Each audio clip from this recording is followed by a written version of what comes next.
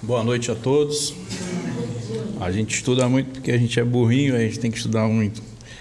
Mas vamos lá. A ideia é compartilhar com vocês um pouquinho do entendimento dos espíritos, da doutrina espírita, a respeito dos fenômenos que vivenciamos com certa frequência no planeta. Nós estamos agora atravessando uma situação delicada no nosso país por conta de uma inundação no Rio Grande do Sul, onde alguns, perderam as suas vidas, outros perderam praticamente tudo. Então é ficar da noite para o dia com a roupa do corpo. Não tem mais casa, não tem mais nada. A empresa em que trabalhava também foi levada pelas águas. E a gente se pergunta,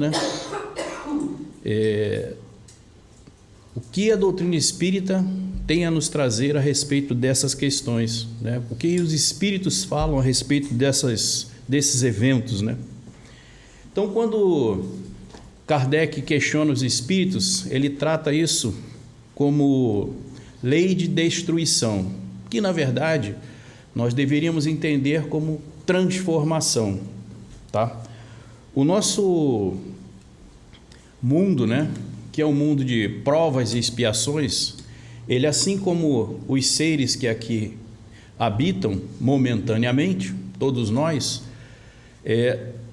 também estamos em modificação, nós estamos nos aprimorando.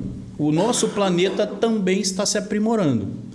Então, por conta disso, por conta do planeta estar sofrendo essas mudanças, nós, por vivermos nele, sofremos as consequências dessas mudanças. Então, na doutrina espírita, a gente chama de flagelos destruidores, Então, a gente tem flagelos que são ocasionados por fenômenos da natureza, e alguns são ocasionados por ações dos homens, Então, terremotos, vulcões, inundações, a peste, a fome, as guerras e até as drogas é um flagelo, Quantas pessoas não estão morrendo aí e passando por inúmeras dificuldades em função das drogas. Então,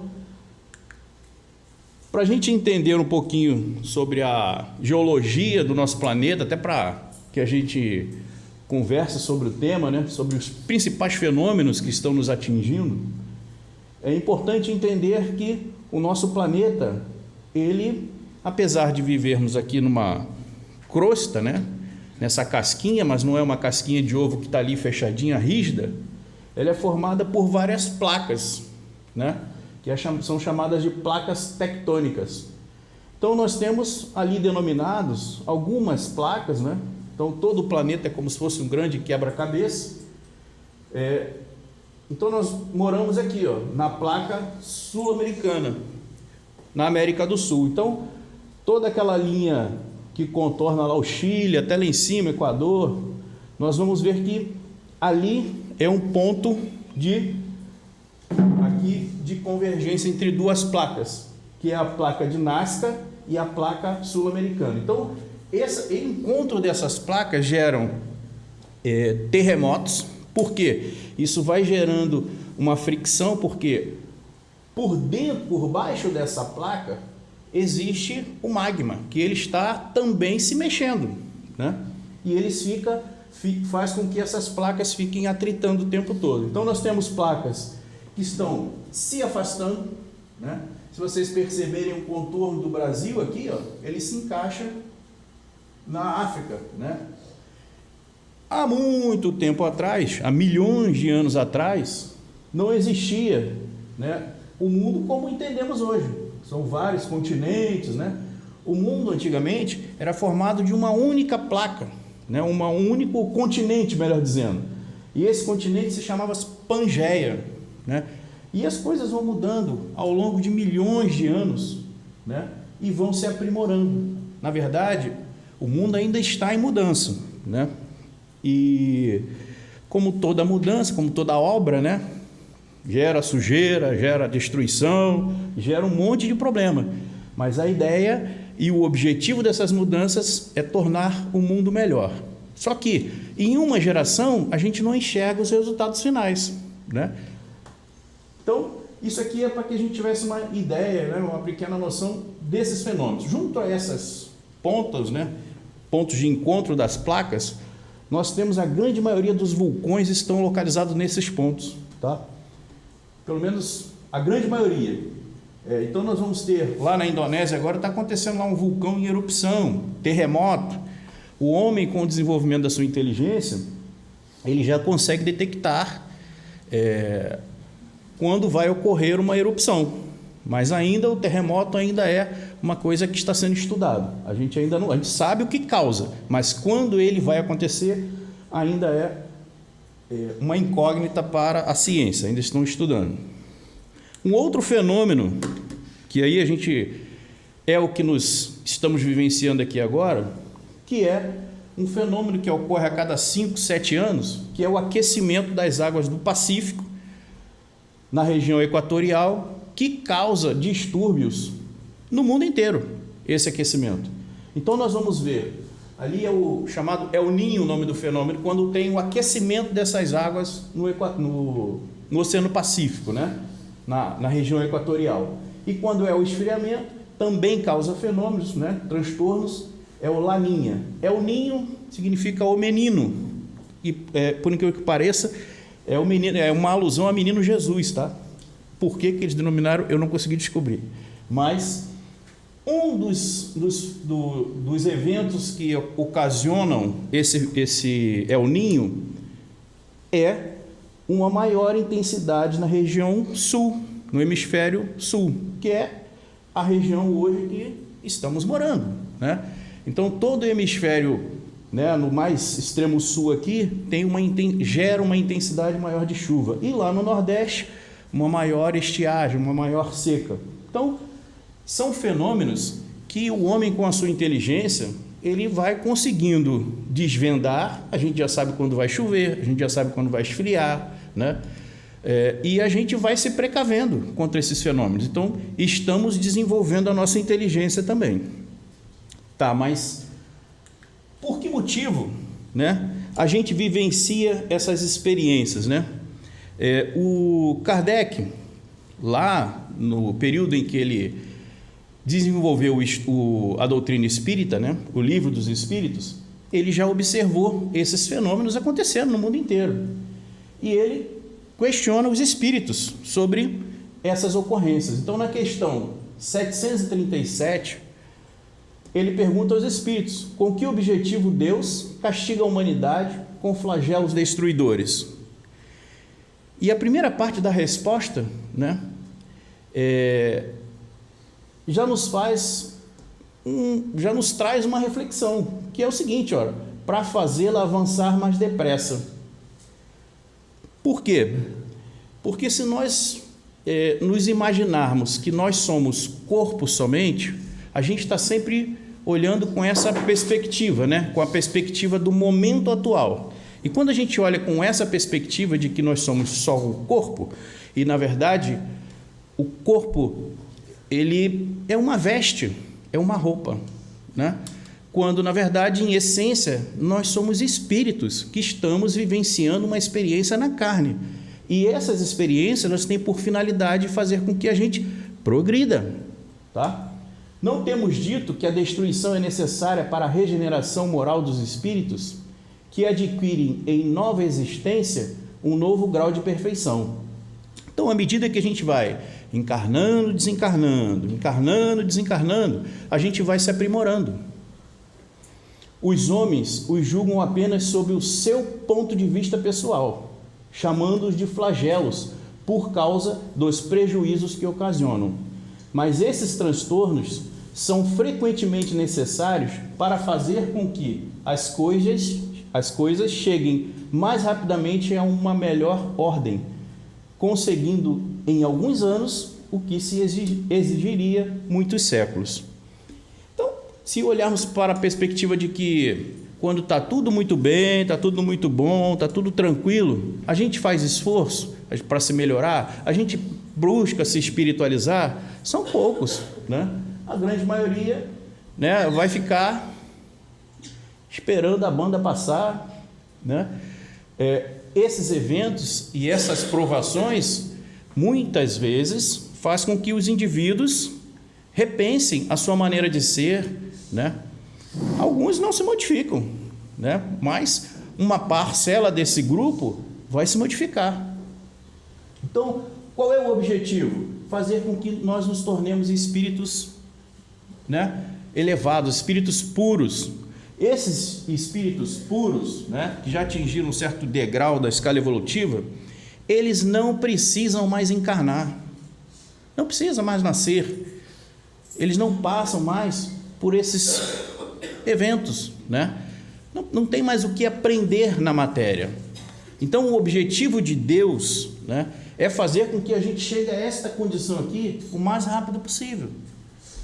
Então, quando nós olhamos com esta perspectiva de que é necessária para o nosso crescimento, a gente talvez muda o nosso ponto de vista, como tem uma passagem lá no Evangelho, né, falando sobre o ponto de vista. Então, a gente mudando o ponto de vista e não focando somente na destruição, porque, como toda grande obra, vai causar confusão, vai causar uma série de transtornos. Mas quando a obra está pronta, a gente vai assim, meu Deus, que coisa linda, né? Mas esse é o objetivo principal. Então, até fazendo uma analogia aqui com a caneta, né? É mais ou menos... Aqui é a tinta é como se fosse o espírito, né? Essa parte externa aqui, ó, é como se fosse o nosso corpinho, né? Então esse corpinho aqui, ó, ele vai se degenerar, um dia ele vai se decompor, vai formar outros elementos. E o espírito continua num corpo semimaterial e mais flexível. Então, nós temos aqui o que seria o perispírito, né? Só fazendo uma alusão aqui, e o espírito seria a tinta. Então, o espírito, ele não morre, nunca, né? Desde o momento em que nós fomos criados por Deus, não existe morte, né? A vida continua, o que a gente perde é o nosso corpinho. Então, vamos lá. Na questão 728, né? Até trouxe uma brincadeira ali. Então, ele diz assim, ó, é preciso que tudo se destrua para renascer e regenerar. O que chamais destruição não passa de uma transformação, que tem por fim a renovação e melhoria dos seres vivos. Então, esse é o nosso objetivo, né? Aí tem até uma piadinha aqui, né? Que é uma borboleta e uma foto antiga, foi antes da minha evolução, podemos assim dizer, né? Então, o nosso objetivo é chegarmos a esse nível em que a gente não precisa mais nem vivenciar experiência na matéria. Então, quando olhamos por esse ponto de vista, as coisas talvez, né, amenizem um pouco, porque dor e sofrimento é uma situação que todos nós vivenciamos, né? A doutrina espírita não vai tirar a dor de quem perdeu a casa, quem perdeu um familiar, né?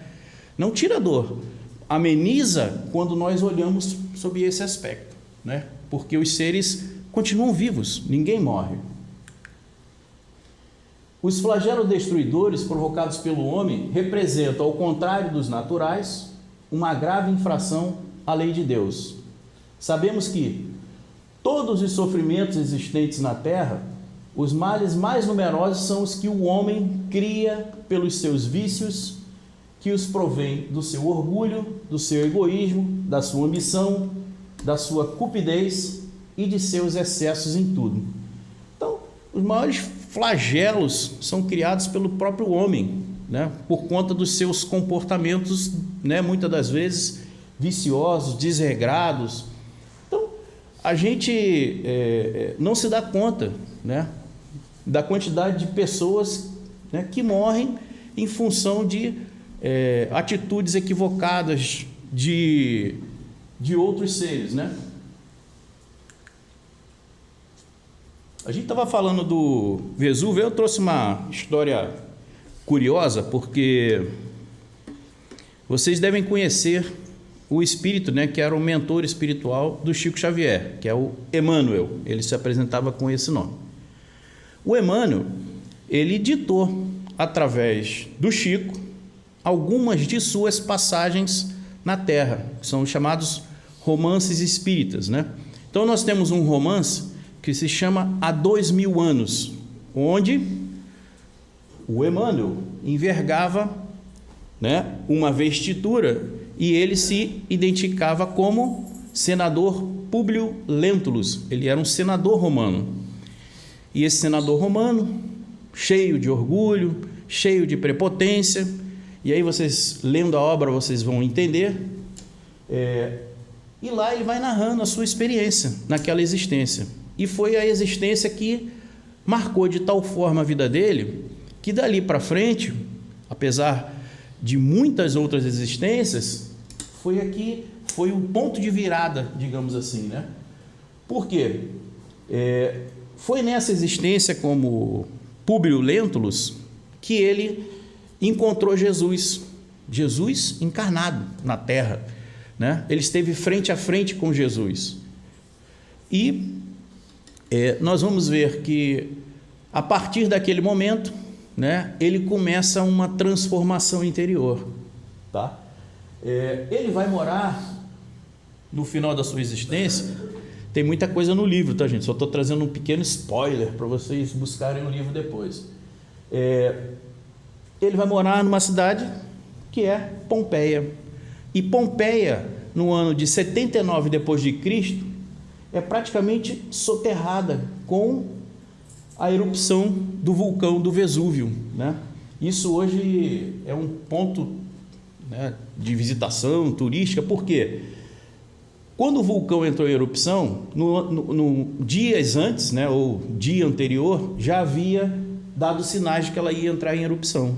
E os homens que moravam lá naquela região, a maioria fugiu, né?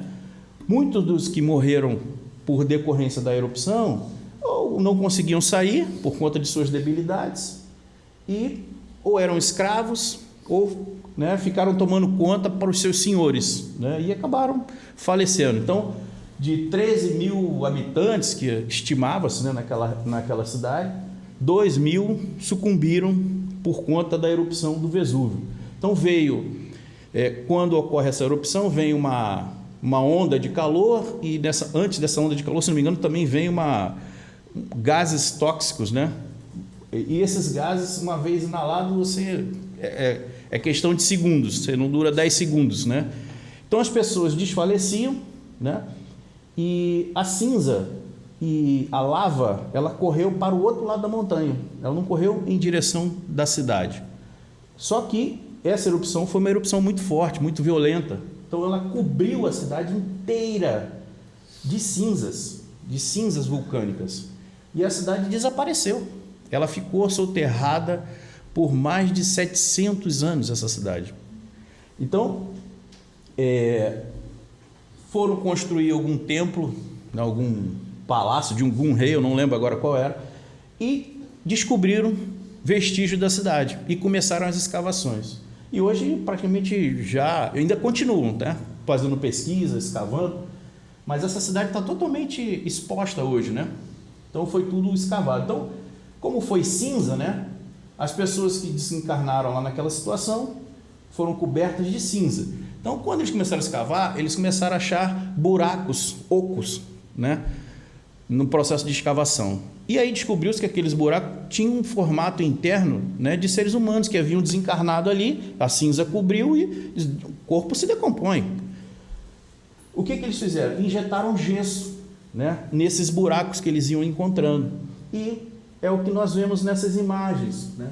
Então, não quero assustar ninguém, mas isso aqui, na verdade, é só um formato de gesso, né, das pessoas que desencarnaram lá. E adivinha quem desencarnou por conta da erupção do Vesúvio?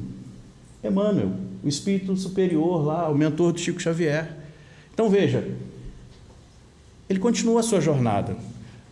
No livro seguinte, que é um outro romance, e aí ele conta uma outra experiência que ele teve, numa outra vida, só que agora ele não é mais o senador Públio Lentulus, ele é agora o escravo Nestório.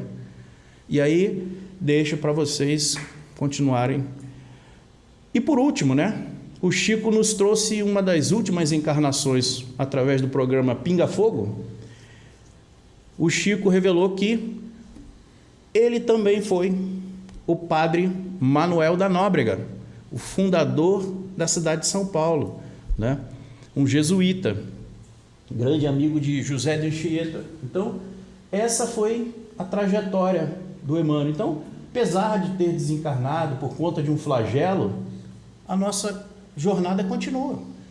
E foi nessa existência, né, no final da sua existência praticamente, porque ele ficou cego, em que ele se converte ao cristianismo, né?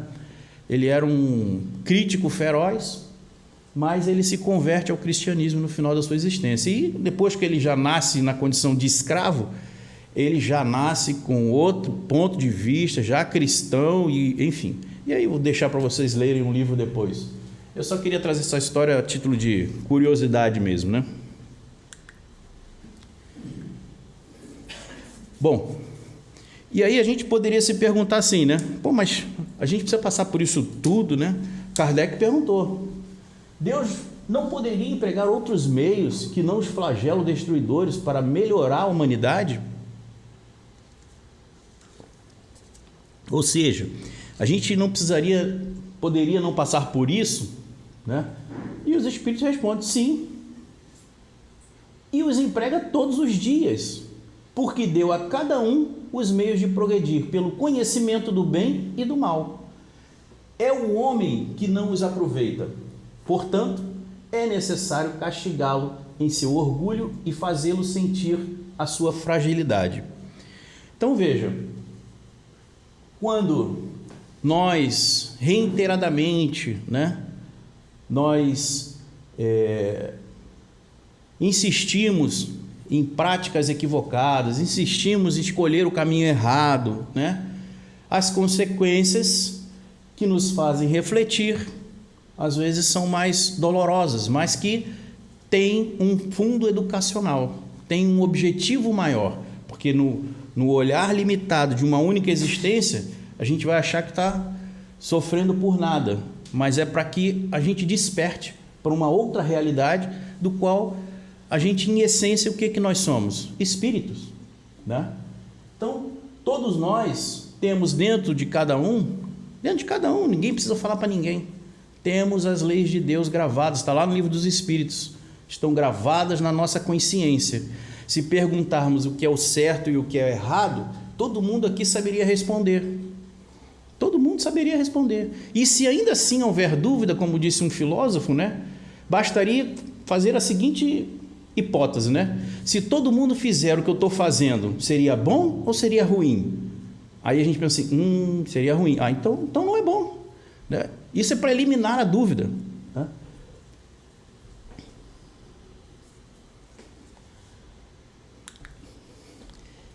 Considerações, meus amigos. O que a gente aprende com esses eventos, né?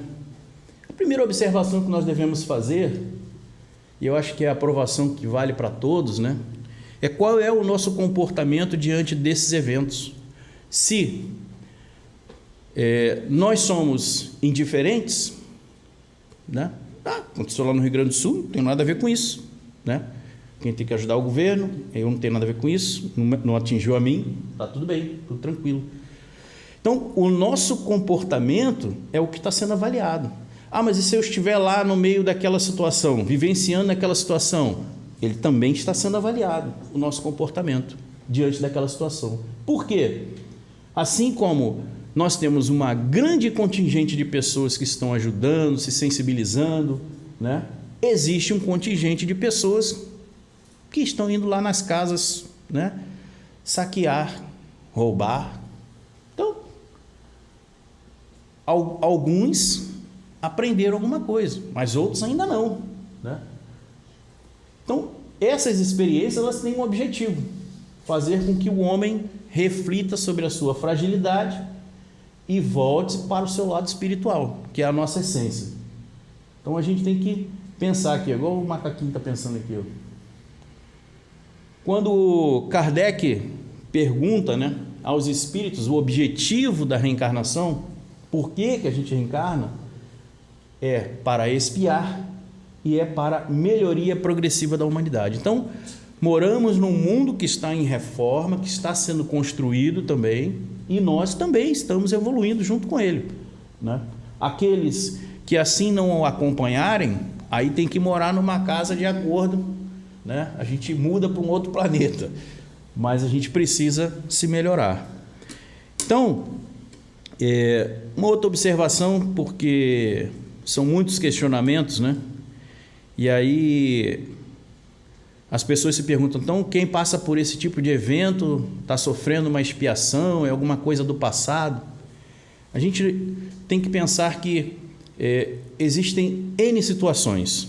Existem situações em que o indivíduo é muito apegado e passa pela experiência do perder tudo. Talvez alguns de vocês já tenham passado por isso. Porque aqui em Itajaí, há pouco tempo atrás, já inundou tudo. Muitas pessoas perderam tudo, inclusive funcionários que trabalham lá na nossa empresa, que moram em Itajaí, e Itajaí ainda continua, né, alagando, quando dá as chuvaradas. E, às vezes, para desapegar, né? Alguns nascem como missão. Que missão? Missão. Eu quero estar junto de fulano quando ele for passar por essa provação, porque eu quero ajudar ele nesse momento, eu quero estender a mão para ele, porque eu sei que vai ser difícil para ele. Então existem espíritos que estão lá próximo e que passam por essas experiências por missão, eles vão lá para dar o exemplo, tá? E existem outros, né, que é uma prova simplesmente, né? Não tem nenhum resgate do passado, mas eles vão experimentar, né, essa perda de tudo, né? E às vezes eu nasci para desencarnar com 30 anos. Chegou o período em que eu vou desencarnar. Então, se eu estou próximo daquela situação, eu vou desencarnar os 30 anos, né? Ninguém desencarnou ali antes do que havia sido planejado.